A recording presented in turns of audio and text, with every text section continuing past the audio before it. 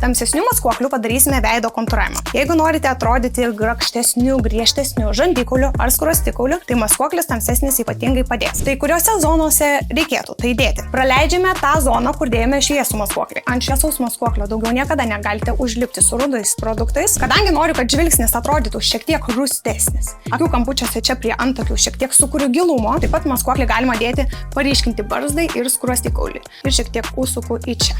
Ir, kad čia gražus sujungimas būtų, šalia ausies taip pat uždedu brūkšniuką. Ir vėl tuo pačiu šepetėliu įsklaidau į giliausią antakio kaulą, ištempiu viską link antakio. Jeigu norėsite šiek tiek pakontūruoti nosį, šepetėliu labai patogu būtų pasiryškinti nosies kraštelius. Nuo antakio priekio į nosies galą tiesia linija, šiek tiek šitaip iš šonų kirstu šiuo kampu. Šiek tiek pabaksnuojate, į poras įstumate šiek tiek to rudo produkto ir taip pat nepamirškite šnervių. Taip pat išnaikinu liniją rudiausią prie barzdos ir ties sujungimu į ausį. Taip pat viską labai gražiai paimu ir 100% šešėlį laikau iš čia. Čia turi būti ryškiausias šešėlis ir ryškiausia zona, o čianai turi išnykti ombre efektu. Patiko video? Komentuok noriu ir atsiųsiu aš tau pilną video, kaip pasidaryti šį įvaizdį. Naudotus produktus galite rasti elektroninėje parduotuvėje Aleksavien LT.